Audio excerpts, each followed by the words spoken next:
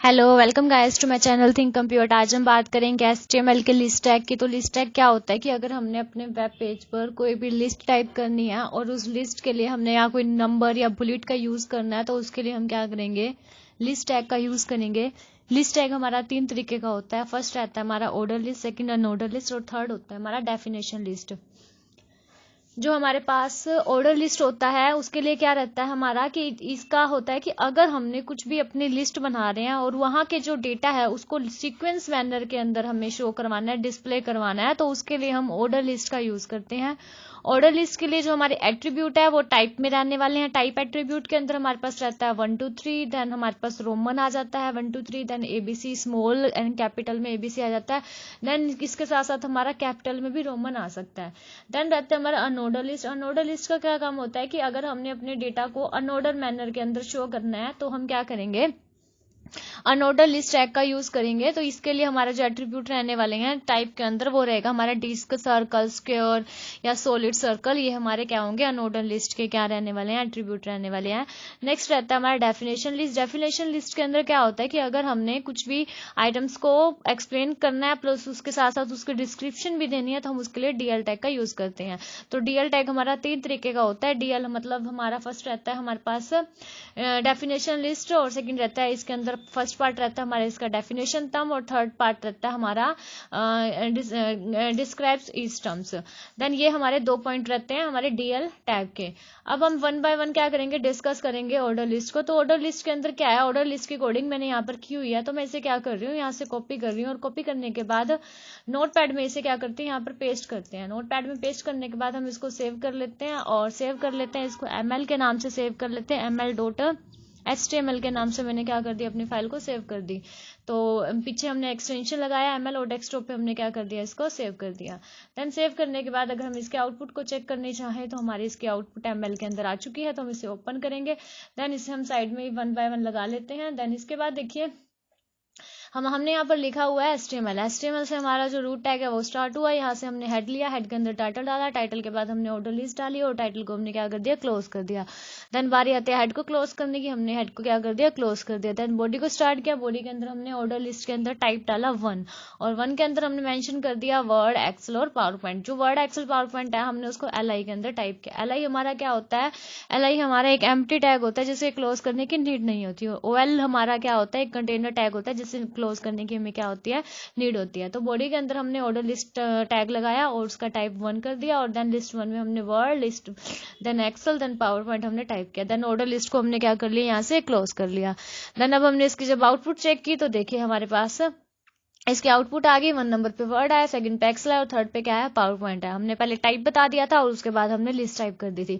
अगर हम यहाँ पे टाइप को चेंज कर लेते हैं, जैसे हमने टाइप यहाँ पे रोमन कर लिया, रोमन करने के बाद मैं यहाँ से रिफ्रेश करूंगी तो यहाँ पर देखिए 1 2 3 रोमन की आ गई। देन इसके बाद अगर हम यहाँ पर टाइप को चेंज कर लेते हैं, यहाँ पे टाइप कैपिटल A कर लेते हैं और इसको सेव कर लेते हैं और यहाँ पर रिफ्रेश करते हैं, तो देखो यहाँ पे आउटपुट हमारी क्या आ गई, ABC आ गई। देन इसी तरीके से अगर हम स्मॉल ABC करना चाहते हैं तो हम यहाँ पे A करेंगे और देन इसको सेव करेंगे और रिफ्रेश करेंगे, तो यहाँ पर चेक करेंगे जो हमारे आउटपुट है वो क्या, ABC आ गई। इसी तरीके से अगर हमने वापस से ठीक करनी है तो हम वापस से 1 करके इसे सेव करेंगे और यहाँ से रिफ्रेश करेंगे, तो देखिए यहाँ से हमारी 1 2 3 आउटपुट आ गई। देन सेकंड बात करेंगे हम अनऑर्डर लिस्ट की। तो अनऑर्डर लिस्ट क्या होता है, वही अगर हमने डेटा को अनऑर्डर मैनर में शो करवाना है, कुछ भी लिस्ट को अगर हमने अनऑर्डर मैनर में शो करवाना है तो हम किसका यूज करेंगे, अनऑर्डर लिस्ट का यूज करेंगे। तो अनऑर्डर लिस्ट के कोड को भी मैंने यहीं से क्या कर लिया, कॉपी कर लिया, और कॉपी करने के बाद यहाँ से देखिए नोटपैड पर इसे क्या करवा लिया, पेस्ट करवा लिया। इसे कंट्रोल लेकर के यहाँ पर क्या कर लिया, इसको पेस्ट करवा के देन सेव किया। देन जब हम इसके आउटपुट को चेक करते हैं तो देखिए इस आउटपुट को हम रिफ्रेश करते हैं। तो अनऑर्डर लिस्ट के अंदर देखिए हमने यहीं पर बस कुछ चेंज नहीं किया, जहाँ पे हमारा OL था, ऑर्डर लिस्ट था, वहाँ पे UL कर दिया। UL मतलब अनऑर्डर लिस्ट। बाकी कोडिंग बिल्कुल सेम रही है। देखिए HTML हेड टाइटल, टाइटल के अंदर हमने लिख दिया कि हम एक अनऑर्डर लिस्ट को टाइप करें, देन टाइटल को क्लोज किया, हेड को क्लोज किया, देन बॉडी को स्टार्ट किया। बॉडी को स्टार्ट करने के बाद हम अनऑर्डर लिस्ट टाइप के अंदर हमने डाल दिया कि सर्कल, और सर्कल के अंदर हमने Word, Excel and PowerPoint इन तीनों को किस में शो करवा दिया, लिस्ट के अंदर शो करवा दिया। बस यहाँ अंतर हुआ, यहाँ पे हमने UL यूज कर दिया। UL क्या था, हमारा अनऑर्डर लिस्ट थी।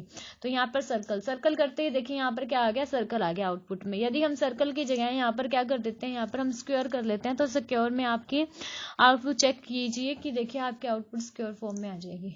देन इसी तरह अगर आपने डिस्क फॉर्म करनी है तो डार्क सर्कल मतलब डिस्क करनी है तो आप यहाँ पे डिस्क करेंगे तो आपको डिस्क के अंदर भी आप अपनी आउटपुट चेक कर सकते हैं, तो यहाँ पे डिस्क के अंदर इसकी आउटपुट आ गई।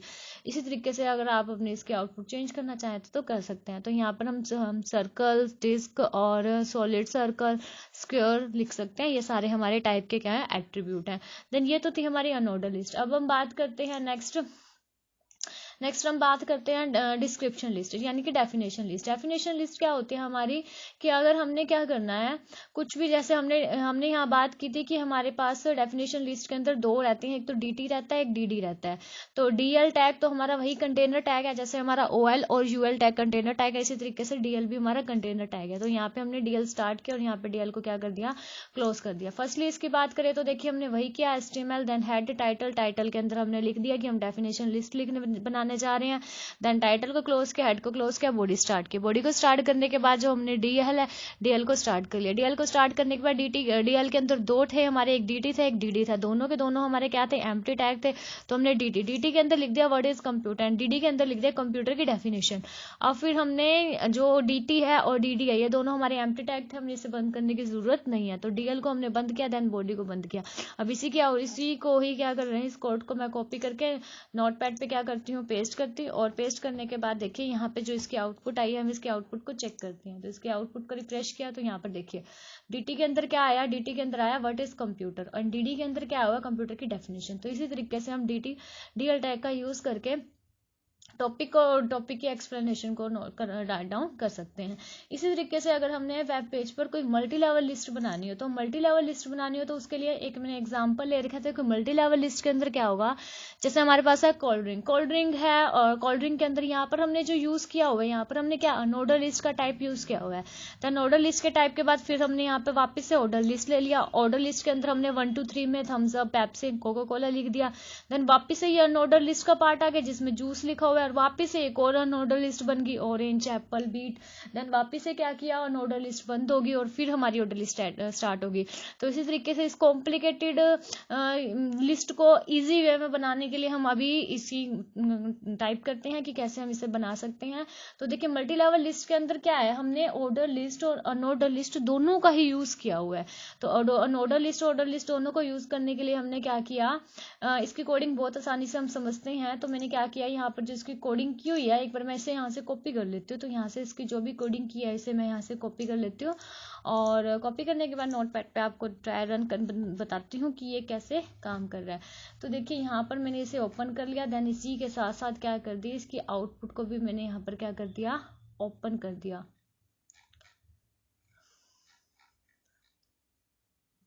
इसे एक्स्ट्रा है, इसे हटा देती हूँ यहाँ से। देन इसके आउटपुट को चेक करते हैं। फिलहाल देखिए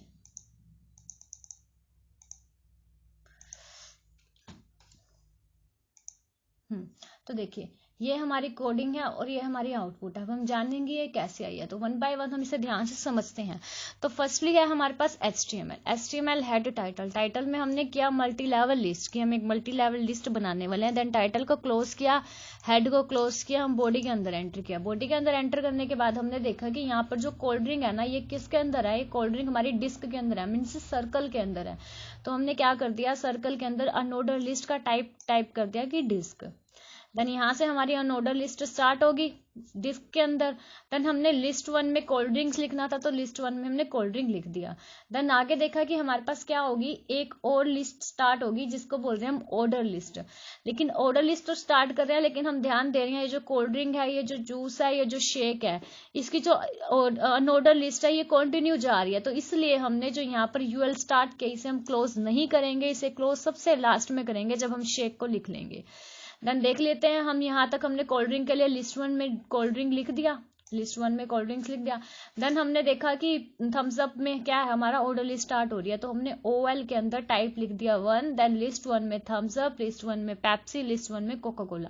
देन यहाँ पर ये तीनों लिखने के बाद ये जो हमारी ऑर्डर लिस्ट है ये बंद हो रही थी, तो हमने यहाँ से क्या कर दिया, इस ऑर्डर लिस्ट को यहाँ से क्लोज कर दिया। देन नेक्स्ट देखा जूस, तो जूस की तो ऑलरेडी अनऑर्डर लिस्ट चली आ रही है, तो हमने क्या कर दिया, लिस्ट 1 के अंदर ही क्या लिख दिया, जूस लिख दिया। वो ऑटोमेटिक इसमें ऐड हो गया वो अनऑर्डर लिस्ट के अंदर ऐड हो गया। देन उसके बाद यहाँ करने के बाद हमने फिर देखा एक नई अनऑर्डर लिस्ट स्टार्ट करनी है। तो देखिए अनऑर्डर लिस्ट हमने टाइप लिया स्क्वायर, और स्क्वायर के अंदर लिस्ट 1 में ऑरेंज जूस, लिस्ट 2 में देखिए लिस्ट 1 में एप्पल जूस, लिस्ट 1 में बीट जूस। तो ये तीनों का तीनों हमने किस में लिख दिया, अनऑर्डर लिस्ट में लिख दिया, और अनऑर्डर लिस्ट को यहाँ से क्या कर दिया, क्लोज कर दिया। देन अब बारी आई फिर शेक की, तो शेक को भी हमने क्या कर दिया, लिस्ट 1 में लिख दिया। तो लिस्ट 1 में लिखने से किस में ऐड हो गया, अनऑर्डर लिस्ट टाइप में ऐड हो गया। देन इसके बाद देखिए हमने क्या किया, इसके बाद फिर हमने क्या किया कि शेक लिखने के बाद फिर हमारी एक और लिस्ट स्टार्ट हो रही थी, बनाना, मैंगो, बादाम शेक, ये सारी हमारी ऑर्डर लिस्ट के अंदर हो रही थी। तो हमने ऑर्डर लिस्ट टाइप कर दिया 1, और लिस्ट 1 में बनाना शेक, मैंगो शेक और बादाम शेक, इन तीनों को मेंशन करने के बाद ऑर्डर लिस्ट को बंद कर दिया।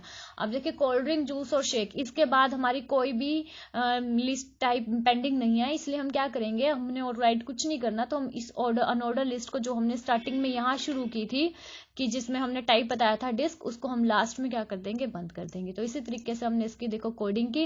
फर्स्टली हमने क्या किया था, अनऑर्डर लिस्ट को स्टार्ट किया था। अनऑर्डर लिस्ट को स्टार्ट करने के बाद उसमें मेंशन करवा दिया था कोल्ड ड्रिंक।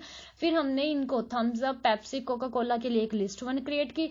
फिर ऑरेंज, फिर ये जो जूस था उसको हमने किस में मेंशन करवा दिया था, लिस्ट 1 के अंदर ही। देन देन इसके बाद जो हमारे पास ऑरेंज जूस है, एप्पल जूस है, इसके लिए हमने अलग से एक अनऑर्डर लिस्ट बनाई थी, और इस अनऑर्डर लिस्ट को हमने क्या कर दिया था, बंद कर दिया था। देन शेक को फिर से लिस्ट 1 में लिख दिया था। देन अनऑर्डर लिस्ट के लिए वापस से देखिए बादाम शेक, मैंगो शेक के लिए हमने फिर से एक ऑर्डर लिस्ट बनाई थी, इस ऑर्डर लिस्ट को यहाँ से क्या कर दिया था, बंद कर दिया था। और लास्ट में जो हमने स्टार्ट कर रखी थी अनऑर्डर लिस्ट, उसको हमने क्या कर दिया, यहाँ पर बंद कर दिया। आई होप गाइज आपको ये कॉन्सेप्ट क्लियर हो गया होगा। अगर आपको वीडियो अच्छी लगे प्लीज इसे लाइक करें, शेयर करें, कमेंट करें। Thanks for watching my video.